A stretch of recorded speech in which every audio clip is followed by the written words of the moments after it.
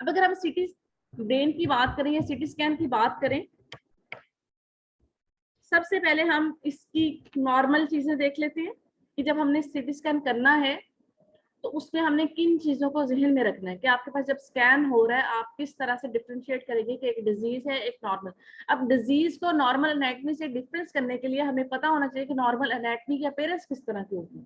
कभी भी आप डिजीज को नॉर्मल एनाटमी के बगैर नहीं देख सकते। अगर आपको उसकी अपीयरेंस नॉर्मल पर्सन की नहीं पता होगी तो आप कभी भी उसमें डिजीज जो है वो लोकेट नहीं कर सकते। ठीक है, तो हम ये देखेंगे कि हमने किन किन चीजों को, जब हमने स्कैन करना है तो हमने किन किन चीजों को जहन में रखना है।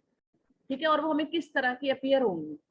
अब वो अपीयर किस तरह से होंगी, ब्लैक नजर आएंगी, व्हाइट नजर आएंगी, या ग्रे नजर आएंगी, या ग्रे में से कौन सा शेड नजर आएगा, या ज्यादा ब्राइट नजर आएंगी। ठीक है, या फिर आप उसको डिफरेंशिएट कर सकते हैं कि उनकी आप सीटी नंबर डेंसिटी उनकी आप चेक कर लेंगे उसकी कितनी आ रही है, उससे आपको पता चल जाएगा कि ये कितना डेंस मटेरियल है, या कोई अगर फॉरेन ऑब्जेक्ट है उसके अंदर तो उसकी डेंसिटी कितनी आ रही है। ठीक है, अब ये जो चीजें मैं आपको यहाँ पे बताती हूँ, ये आपने जब हॉस्पिटल में जाना है तो आपने ये चीजें वहां पे देखनी है।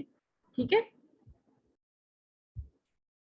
अब सबसे पहले हम कहते हैं कि ये हमारे पास सिटी स्कैन ब्रेन की एक इमेज है जो हमें इस तरह से नजर आ रही है। अब अगर इस स्लाइस की हम बात करें या प्लेन की बात करें तो ये एक एक्सियल इमेज है।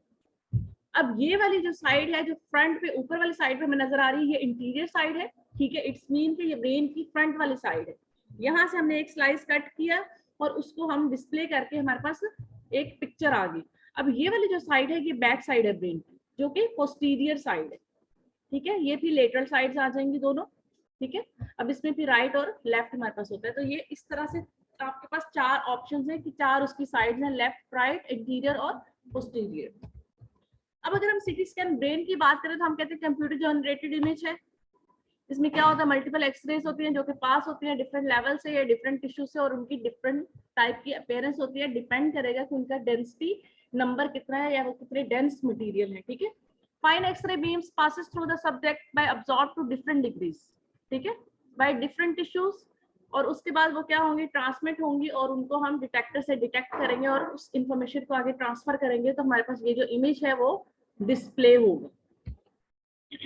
डेंसर टिश्यू, तो फिर क्या होगा, मोर एक्सरेज बीम जो है वो अटेनुएट हो जाएंगी, और उसका जो है वो अटेनुएशन जब ज्यादा होगी तो वो किस तरह का अपीयर होगा, हमें ज्यादा ब्राइट नजर आएगा, डेंस ऑब्जेक्ट जो होगा। ठीक है, अब उसी के लिहाज से अगर हम एक सॉफ्ट या हम ये कहें कि जो डेंस ऑब्जेक्ट नहीं है जिसकी डेंसिटी कम है वहां पे अटेनुएशन कम होगी तो फिर वो हमें ग्रे या ब्लैक की तरफ नजर आएगा। ठीक है, अब हम जैसे यहाँ पे कहते हैं कि हमने वाटर, अगर हमने जो स्केल पीछे पढ़ा था उसमें क्या था, हमारे पास वाटर जो था वो 0 था। ठीक है, और उससे हमने दोनों साइड पे माइनस और प्लस में स्केल सेट किया था, जिसको आप ये कह सकते हैं कि -1000 या फिर +1000 के दरमियान में 0 वैल्यू आती है। ठीक है, माइनस की तरफ हम जाते हैं तो हम ब्लैक की तरफ जाते हैं, और अगर हम प्लस की तरफ जाते हैं तो हम व्हाइट की तरफ जाते हैं। ठीक है, अब यहाँ पे अगर हम देखें तो हमने ब्रेन को इंटरप्रेट करने के लिए या उसकी रिपोर्ट करने के लिए एक अभी कह ले सेंटेंस बना लिए, जैसे brain can be very bad, sorry blood can be. अब ब्लड बी को अगर हम देखें तो ये ब्लड ही है, सी इसका है सिस्टर्न्स, कि हमने ब्लड को देखना है जब ब्रेन की रिपोर्ट देखनी है या ब्रेन का स्कैन करना है। ठीक है, उसमें ब्लड देखेंगे, उसमें सिस्टर्न्स देखेंगे, उसके बाद हम ब्रेन जिसमें हमारे पास ग्रे मैटर्स, व्हाइट मैटर वगैरह आ जाता है, टिश्यूज आ जाएंगे। ठीक है, उसके बाद हमने उसके वेंट्रिकल्स देखने हैं, और उसके बाद हमने बोन देखनी है। ये 4-5 चीजें हैं जिनको हमने देखना है फर्स्ट लुक में। अब इन चीजों में फिर हमें इनकी नॉर्मल एनाटॉमी पता होगी। जब हमें नॉर्मल पता होगा तो फिर हम उसमें डिफरेंस करेंगे कि इसमें अगर कोई पैथोलॉजी है तो वो किस लेवल पे, वेंट्रिकल के लेवल पे है या किसी सिस्टर्न में है या बोन के लेवल पे है। ठीक है, जैसे अगर पेशेंट एक्सीडेंट का पेशेंट है तो उसमें कोई ब्रेन इंजरी वगैरह हो सकती है। ठीक है, बोन रप्चर हो सकती है। अब उसके बाद इंटरप्रेट हमने करना है या इंटरप्रिटेशन हमने जब करनी है, use a systemic approach to view anatomical structure. ठीक है, इन मेनी स्लाइसेस, कि हम सिर्फ एक स्लाइस पे कोई भी इंटरप्रिटेशन नहीं करते। अब अगर हमें कहीं एक जगह पे पैथोलॉजी नजर आ रही है तो हम उसके आगे पीछे वाले स्लाइसेस भी देखेंगे, और फिर उसको देखेंगे कि ये किस लेवल से एक्सटेंड हो रहा है, स्टार्ट हो रहा है और किस लेवल तक जा रहा है। कोई भी वो ट्यूमर हो सकता है, कोई सिस्ट हो सकती है, कोई भी। या कोई उसने अगर फ्रैक्चर भी है तो हमें कितने स्लाइसेस में नजर आ रहा है।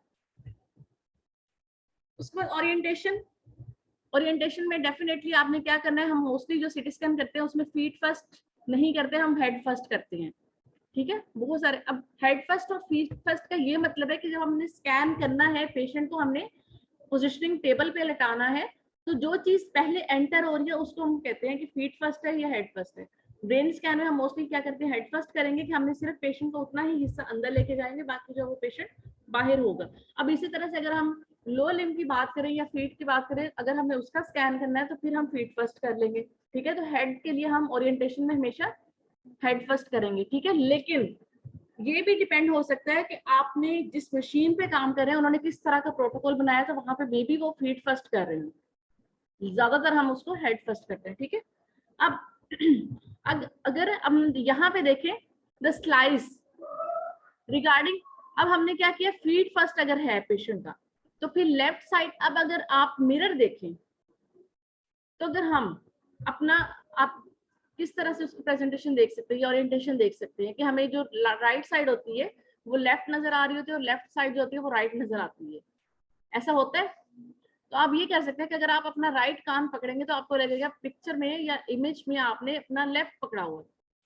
इसी तरह से हमें जो इमेज सामने नजर आ रहा होगा, जैसे हमने पीछे ओरिएंटेशन की बात की थी, ये आपके राइट साइड पे लेफ्ट है, पेशेंट का लेफ्ट आपकी राइट साइड पे होगा और पेशेंट का राइट आपकी लेफ्ट साइड पे होगा, ये ओरिएंटेशन होती है इमेज की हमेशा, ठीक है।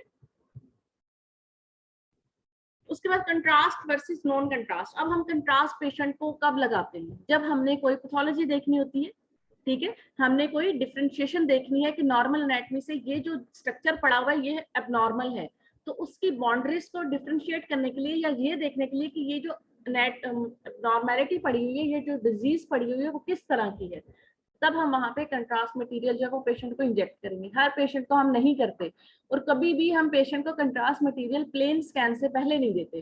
पहले हम प्लेन स्कैन करेंगे, उसमें फिर हम उसको रिव्यू करेंगे सारा कि उसमें क्या आ रहा है, नॉर्मल है या अबनॉर्मल है या अबनॉर्मेलिटी किस तरह की है, फिर हम कंट्रास्ट देके उसको आगे रिपोर्ट करेंगे, ठीक है।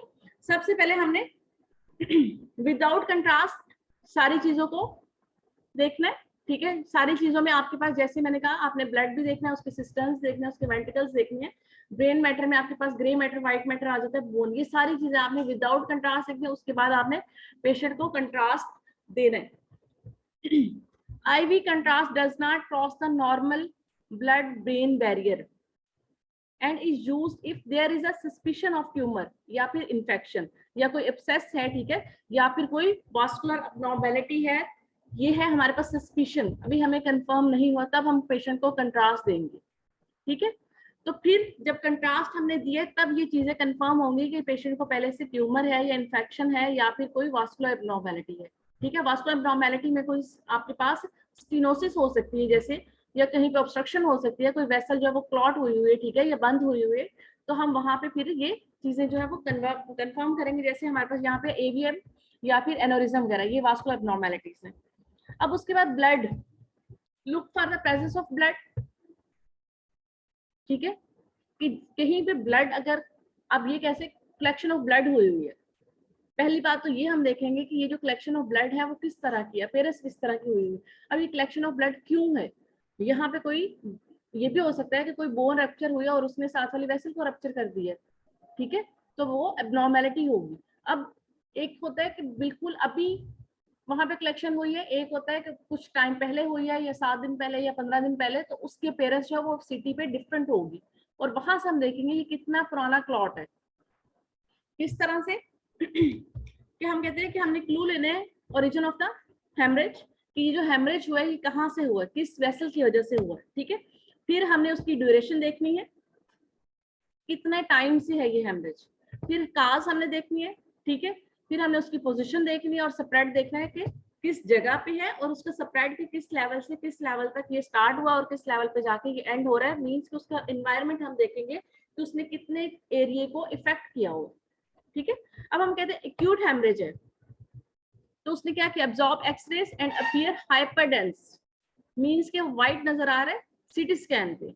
उसके बाद अगर हाइपरडेंस है तो हम ये कहते हैं कि ये हमें कहाँ पे, किस टाइम पे, first few hours up to 7 days। अगर हेमरेज है और वो हमें हाइपरडेंस नजर आ रहा है तो उसका ड्यूरेशन कितना होगा, पहले अगर आप अभी बिल्कुल हेमरेज हुआ तब आपने उसको स्कैन कर लिया, या फिर पहले जो 7 दिन थे उसके अंदर अंदर आपने स्कैन किया तो वो आपको हाइपरडेंस नजर आ रहा होगा। तो यहाँ से हमें पता चलेगा कि ये कितना पुराना है। ठीक है, उसके बाद हम कहते हैं आइसोडेंस। तो फिर क्या है, उसका टाइम ड्यूरेशन कितना है, 1 से 4 weeks isodense. And finally hypodense. ठीक है, और वो उसका ड्यूरेशन कितना है कि जो 4 weeks से भी पुराना हो जाए, कि पेशेंट को हेमरेज था लेकिन वो तकरीबन 1 महीने के बाद स्कैन करवाने के लिए आया तो वहां पे उस लेवल पे हमें वो हाइपोडेंस नजर आ रहा होगा। ठीक है, तो यहाँ से हम सिर्फ अपीयरेंस देख के क्लॉट की उसका टाइम ड्यूरेशन देख सकते हैं कि ये पेशेंट को अगर इंजरी हुई थी या हेमरेज हुआ था तो वो कितना टाइम पहले हुआ था। ठीक है,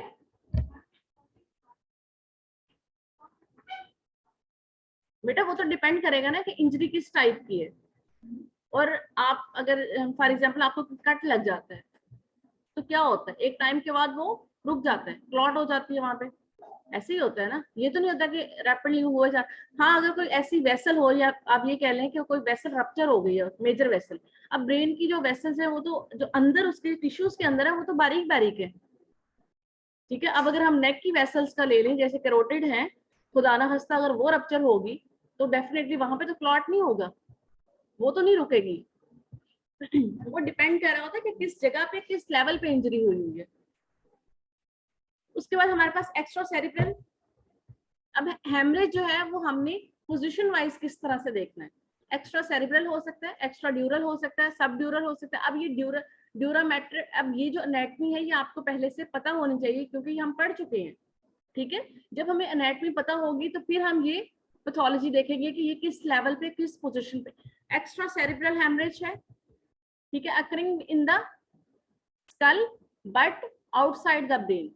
ब्रेन वाला जो सॉफ्ट टिश्यूज है उससे बाहर है लेकिन स्कल के साथ है। ठीक है, तो इसको हम कहते हैं एक्स्ट्रा सेरिब्रल।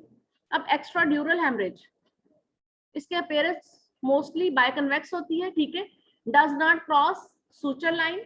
अब सूचर लाइन का हमें पता है, और यूजुअली ये किस वजह से होती है, आर्टीरियल इंजरी की वजह से। तो कोई आर्टरी जो है वो इंजर हुई है और उसकी वजह से हमारे पास जो एक्स्ट्रा ड्यूरल हेमरेज है वो हो गया।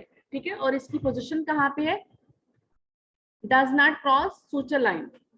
उसके बाद सब ड्यूरल आ जाता है, क्रीसेंट शेप का होता है। ठीक है, blood collection that can cross the suture line.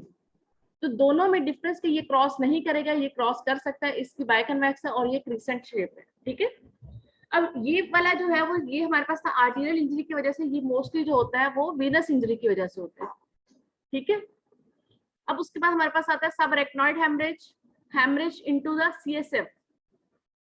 अब सीएसएफ क्या होता है, ठीक है, and symptoms secondary to aneurysm. ठीक है, या फिर अब ये क्या है कि ये एसोसिएटेड हो सकते हैं किसके साथ, कोई एनोरिज्म है उसके साथ, या कोई ट्रॉमा है पेशेंट को उसके साथ, या फिर आर्टीरियोवेनस मेलफॉर्मेशन है कि ये अगर पहले से पेशेंट को कोई डिजीज है तो उसके साथ एसोसिएटेड सबरेक्नॉइड हेमरेज पेशेंट को हो सकता है। ठीक है, या हम ये कहेंगे हमने आर्टीरियोवेनस मेलफॉर्मेशन पेशेंट में देखी है तो फिर साथ में हमें हेमरेज में नजर आ रहा है तो फिर उसमें ज्यादा चांसेस यही होंगे कि वो सबरेक्नॉइड हेमरेज है। ठीक है, उसके बाद इंट्रासेरिब्रल हेमरेज आ जाता है जो कि कहाँ पे होगा, विद इन द ब्रेन। इंट्रासेरिब्रल, एक था एक्स्ट्रा सेरिब्रल जो ब्रेन से बाहर था, ये है विद इन द ब्रेन। ठीक है, और ये एसोसिएटेड हो सकता है ट्रॉमा के साथ, हाइपरटेंशन। अब हाइपरटेंशन बहुत सारे पेशेंट्स होते हैं और उनका ये होता है कि बीपी अगर बहुत ज्यादा हाई हो गया तो वहां पे हेमरेज हो सकता है पेशेंट। ठीक है, या फिर हेमरेजिक स्ट्रोक की वजह से। अब ये हमारे पास एसोसिएटेड डिजीजेस के की वजह से ये वाली जो हेमरेज है वो हो सकती है। उसके बाद हमारे पास है इंट्रावेंट्रिकुलर, तो ये वेंट्रिकल के लेवल पे होंगे। ठीक है, जैसे हम कहते हैं थर्ड वेंट्रिकल है, फोर्थ वेंट्रिकल है, ये वो वाले वेंट्रिकल्स की बात करें। ठीक है, और ये एसोसिएटेड होता है किसके साथ, ट्रॉमा के साथ। अब उसके बाद हमने सिस्टर्न्स देखने हैं। सिस्टर्न्स में क्या है, आर कलेक्शन ऑफ सीएसएफ। ठीक है, और ये क्या कर रहे हैं, which sounds and protect the brain. क्योंकि हमें ये पता है कि ये जो सीएसएफ होता है ये आप लुब्रिकेशन प्रोवाइड कर रहे हैं ब्रेन को। ठीक है, अब उसके बाद हम कहते हैं एग्जामिन ईच ऑफ, अब हमने हर सिस्टम को देखना है, किस लिए, कि वहां पे कोई पैथोलॉजी है, वहां उसकी सिमेट्री है, कोई भी चीज होती है हम उसकी सिमेट्री देखते हैं, उसकी पोजीशन देखते हैं, ठीक है। अब पोजीशन देख ली उसकी, आपने सिमेट्री देख ली, फिर हम उसमें एबनॉर्मेलिटी देखते हैं या हम फॉरेन ऑब्जेक्ट देखते हैं, ठीक है। अब या फिर हम ये कर सकते हैं कि उसमें प्रेजेंस ऑफ ब्लड है, ठीक है, उसकी सिमेट्री कैसी है।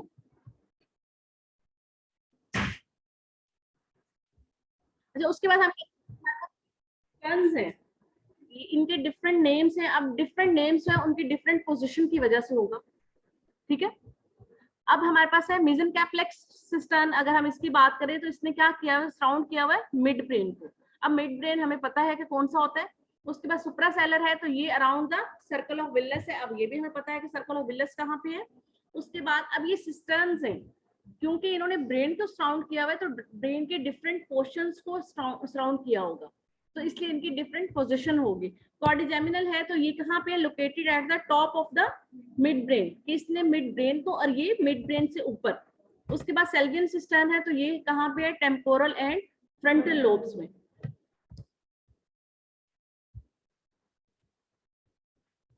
उसके बाद हमारे पास ब्रेन मैटर आ जाता है।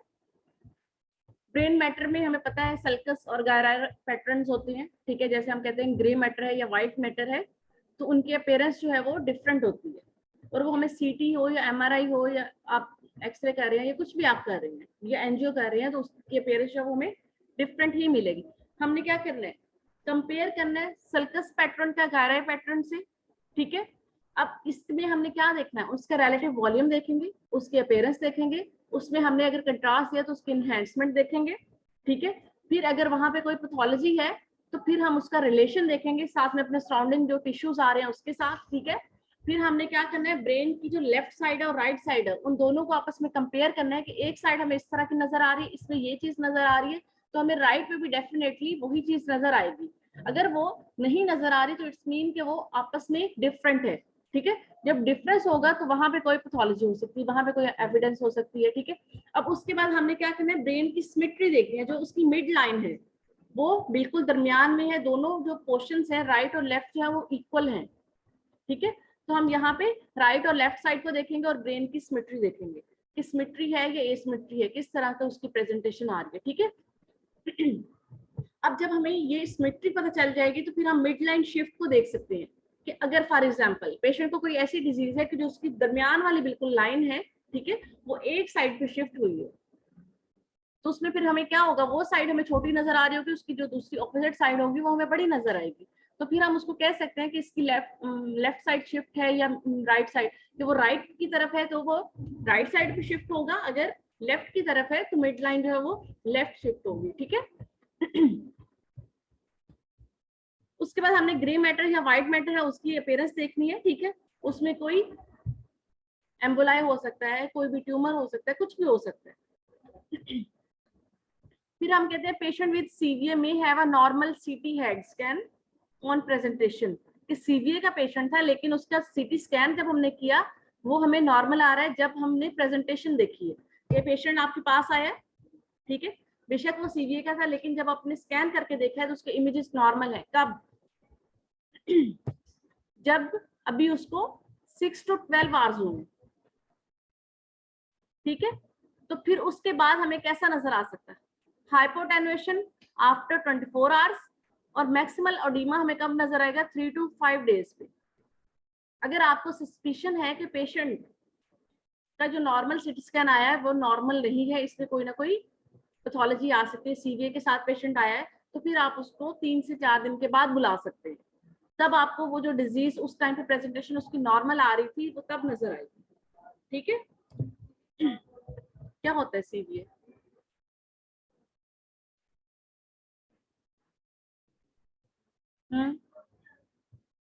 सेरेब्रो वस्कुलर,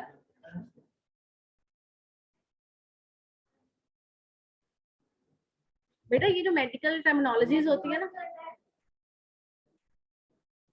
ये कौन सा अटैक है, सेरेब्रोवास्कुलर अटैक कौन सा होगा,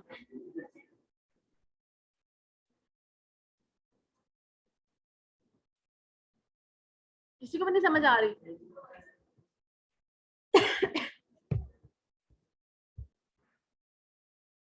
अच्छा, उसके बाद हम कहते हैं आइडेंटिफाई करना है हाइपर डेंस रीजन जो कि एसोसिएटेड हो सकते हैं ब्लड के साथ, ठीक है। अब आईवी कंट्रास्ट के साथ भी कुछ ऐसे रीजन हैं जो हमें आईवी कंट्रास्ट जब हमने किया तो वो हमें वहां पे उस तरह के नजर आ रहे हैं, अपेयर हो रहे हैं, ठीक है। नॉर्मल पे हमें वहां पे कुछ भी अपेयर नहीं हुआ था, ठीक है। या फिर कैल्सिफिकेशन हो सकती है तो वो भी हमें हाइपर डेंस नजर आएंगे क्योंकि उसका जो डेंसिटी है या सीटी नंबर है वो हाई होता है। अब उसके बाद हमने क्या करना है, हाइपर डेंस रीजन को आइडेंटिफाई कर लिया। फिर हमारे पास क्या है, हाइपोडेंस। अब हाइपोडेंस में एसोसिएटेड हो सकता है एयर। एयर किस तरह से हो सकते हैं, पेशेंट एक एक्सीडेंट का आया, उसकी ब्रेन की बोन आप ये कह लें, ये स्कल बोन जो है वो रप्चर हुई है और वहां से जो एयर है वो ट्रैप हो सकती है, ठीक है। तो हमें वहां पे कोई ना कोई एयर बबल मिल सकता है ब्रेन के लेवल पे, ठीक है। या फिर फैट है, ठीक है। अब ये वाली जो अपीयरेंस है ये हाइपोडेंस है, या कोई भी ट्यूमर हो सकता है वो भी हाइपोडेंस हो सकता है, ठीक है। तो हमने हाइपरडेंस या हाइपोडेंस जो चीजें हैं उनको आपस में डिफरेंशिएट करना है। और वो हमें पता है कि वो हमें व्हाइट नजर आ रही है, वो हमें ब्लैक नजर आ रही है। व्हाइट नजर आ रही है तो वो ये चीजें हो सकती हैं, ब्लैक नजर आ रही है तो वो ये चीज हो सकती है, ठीक है। उसके बाद हमने वेंट्रिकल्स को एग्जामिन करना है जिसमें हमारे पास लेटर वेंट्रिकल्स आ जाते हैं, थर्ड वेंट्रिकल आ जाता है, फोर वेंट्रिकल आ जाते हैं। इनकी हमने सिमेट्री देखनी है, सिमेट्रिकल है या एसिमेट्री है, ठीक है। उनकी डायलेटेशन देखेंगे। डायलेटेशन मींस कि उनका हमने पूरा स्ट्रक्चर देखना है कि उनकी नॉर्मल अपीयरेंस है या वो अपने स्ट्रक्चर से बड़ा नजर आ रहा है, ठीक है।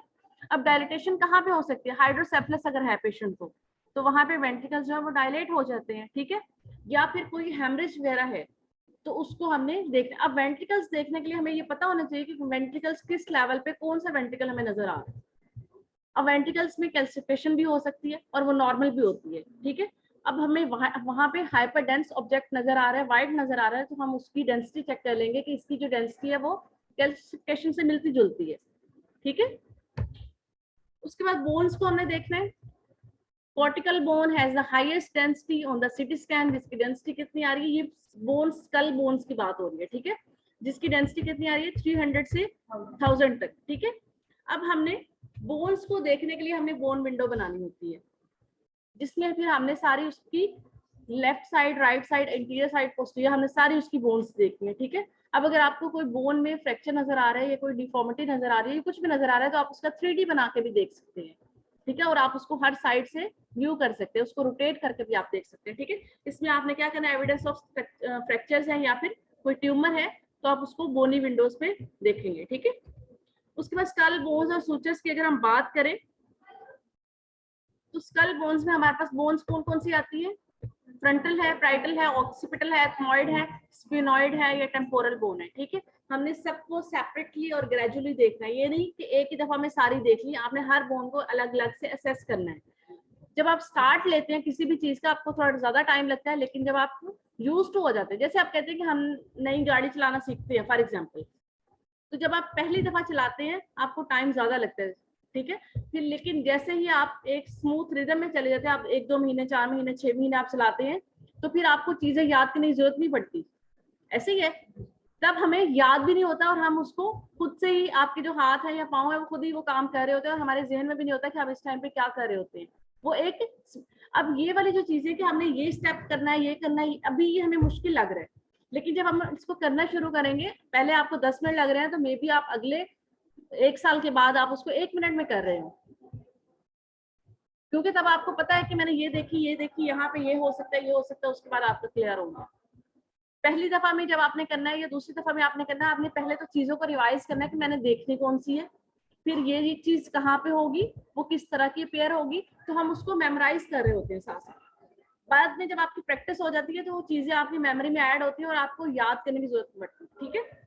तो हमने ये सारी बोन्स देखनी है, ठीक है, उनको सेपरेटली देखेंगे, ग्रेजुअली देख लेंगे। उसके बाद हमने सारे जो स्कल सूचर्स हैं जो इनको मिला रहे हैं उनको हम देखेंगे, क्योंकि बोन्स जो है वो सूचर्स के जरिए मिली हुई होती है, ठीक है।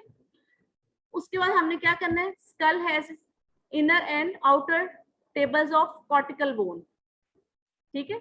Inner table, outer table, diploe, ये हम एनाटॉमी में पढ़ चुके हैं कि ये क्या होता है, ये आपने वहां से रिवाइज करना है इनको एक दफा। अब अगर हम यहाँ पे देखें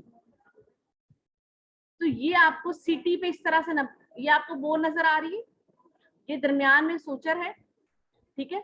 ये आपको बोन की जो बाहर वाली बाउंड्री वाली जो साइड है वो आउटर टेबल है उसका, ये वाली जो साइड है ये इनर टेबल है, इनको हमने देखना है, ठीक है।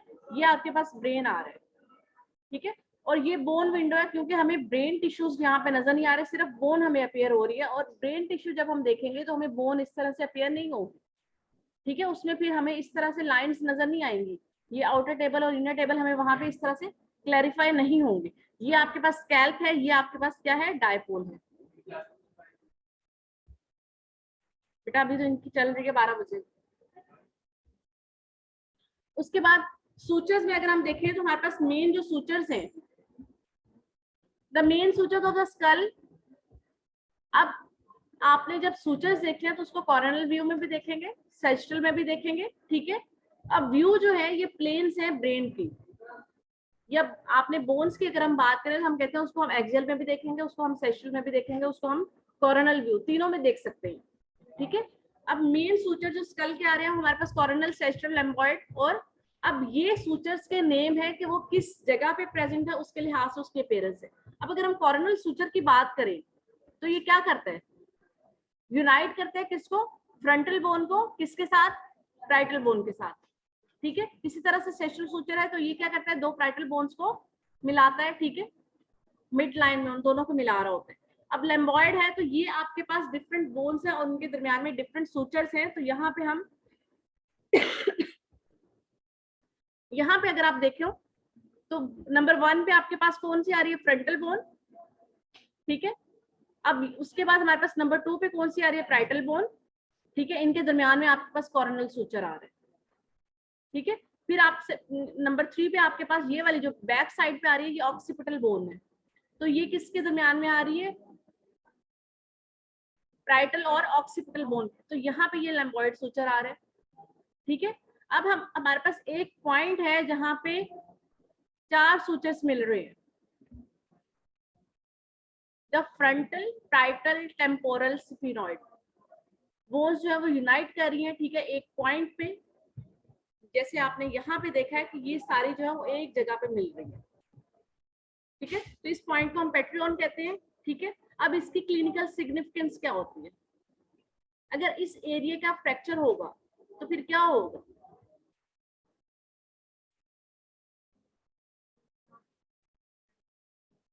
अगर इस एरिया का फ्रैक्चर होगा, can be complicated by injury to the middle meningeal artery. अगर यहाँ पे इंजरी होगी तो मिडल जो मेनिंजियल आर्टरी है उसकी इंजरी हो सकती है, तो उसके साथ एसोसिएटेड क्या हो सकता है, एक्स्ट्रा ड्यूरल हेमाटोमा। अब अगर हम यहाँ पे देखें तो ये आपके पास सुपीरियर व्यू में इस तरह से आ जाएगा, ठीक है। ये वही आपके पास फ्रंटल बोन्स हैं, फिर प्राइटल बोन्स हैं, फिर पीछे ऑक्सीपिटल बोन आ जाती है और ये साइड पे टेम्पोरल बोन्स आ जाती है, ठीक है। ये इसका इंटीरियर व्यू है, ये इसका पोस्टीरियर व्यू है, ये आपके पास राइट साइड आ जाती है, ये लेफ्ट साइड आ जाएगी, ठीक है। अब उसके बाद क्रेनियल फोसा क्या होता है, at the skull base the bones of the cranial vault, तो वो क्या करती है, क्रेनियल फोसा बनाती है, जिसने क्या करना है, अकोमोडेट करना है, सपोर्ट करना है किसको, ब्रेन को।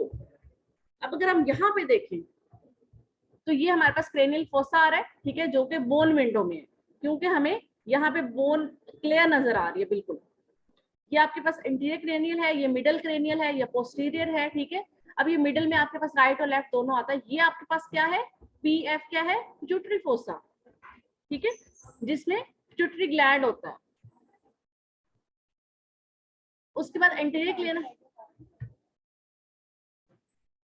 अब यहाँ पे एंटीरियर क्रेनियल फोसा की अगर हम बात करें तो ये क्या करता है, एक्यूमुलेट करता है किसको, anterior part of the frontal bone को, ठीक है, इस जगह पे कौन सी बोन आ रही है। उसके बाद मिडिल क्रेनियल फोसा की अगर हम बात करें तो यहाँ पे क्या आता है, टेम्पोरल बोन्स, ठीक है। पोस्टीरियर क्रेनियल की अगर हम बात करें तो यहाँ पे सेरिबेलम और ब्रेन स्टेम, फिर पिट्यूटरी फोसा आ जाता है जिसने पिट्यूटरी ग्लैंड को एक्यूमुलेट करना है। तो ये हमारे पास डिफरेंट फोसास आ जाते हैं।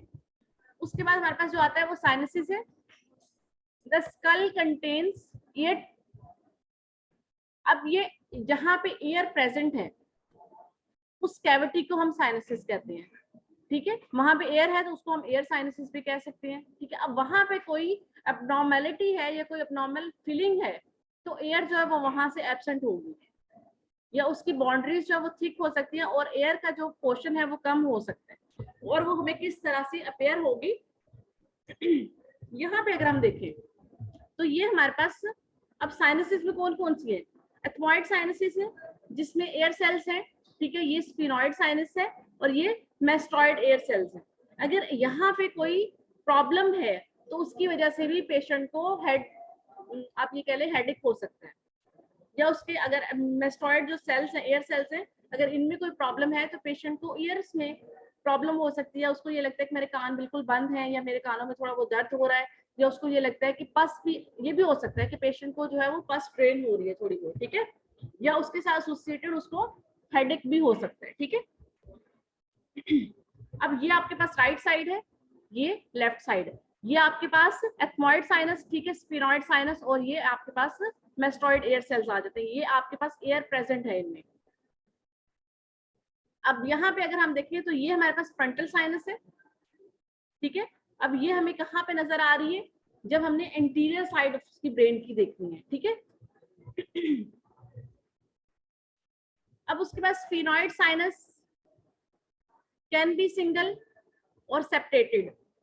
सेप्टेटेड होगी तो उसके दरमियान में बहुत सारे सेप्टास बने होंगे, बहुत सारी कैविटीज, आप ये कह के अलग-अलग, या ये हो सकता है कि सेप्टास एब्सेंट हो और सिर्फ एक ही हमें साइनस नजर आ रही हो, ठीक है, ऐसा हो सकता है। स्फिनॉइड साइनस की अगर हम क्लिनिकल सिग्निफिकेंस देखें, in the context of trauma, a fluid level in the sphenoid sinus, कि अगर स्फिनॉइड साइनस में फ्लूइड लेवल है तो may be a sign of basal skull fracture, कि अगर हमें स्फिनॉइड साइनस में कोई फ्लूइड नजर आ रहा है तो इसका ये मतलब है कि बेसल स्कल का फ्रैक्चर हो सकता है, ठीक है। अब यहाँ पे अगर हम देखें तो जैसे मैंने आपको पीछे दिखाई थी, ये हमें नॉर्मल नजर आ रही है, एयर सारे सेल्स नजर आ रहे हैं। यहाँ पे अगर हम देखें तो ये हमें फिलिंग नजर आ रही है, फॉर एग्जाम्पल हम कहते हैं ये हमें फिलिंग नजर आ रही है, ठीक है, तो इट्स मीन कि यहाँ पे कोई इन्फेक्शन हो सकता है, ठीक है, या उसकी जो बाउंड्रीज है वो ज्यादा थिक हो सकती है, तो एयर सेल्स जो है वो एब्सेंट हो जाते हैं, ठीक है, ये हमें पैथोलॉजी यहाँ से मिलेगी। अब मैक्सिलरी साइनस अगर हम देखें तो इसमें म्यूकोजल थिकनिंग हो सकती है जो कि एक कॉमन डिजीज है, ये कॉमन फाइंडिंग है, ठीक है। दिस पेशेंट, अब अगर ये वाला पेशेंट है जिसकी म्यूकोजल थिकनिंग हुई है तो फिर क्या हो सकता है, हेड इंजरी अगर पेशेंट को पहले कभी हुई है तो उसकी वजह से भी म्यूकोजल थिकनिंग हो सकती है, और ये हो सकता है कि पेशेंट को कोई भी सिम्टम नहीं आ रहे थे, हमने वैसे सीटी स्कैन किसी और वजह से करवाया और वहां पे इंसिडेंटल हमें वहां पे फाइंडिंग मिल गई म्यूकोजल थिकनिंग में, ठीक है। अब यहाँ पे अगर हम देखें तो ये इस तरह की अपीयरेंस होगी। अब इसको अगर आप इसके साथ कंपेयर करें तो ये नॉर्मल है, और यहाँ पे अगर आप देखें तो ये आपको एब्नॉर्मेलिटी की इसकी पूरी जो है म्यूकोजा है वो थिक हुई है और एयर सेल्स जो है वो बहुत ज्यादा कम है, दरमियान में एयर सेल्स जो है वो उस जगह से एब्सेंट हो गए हैं, ठीक है।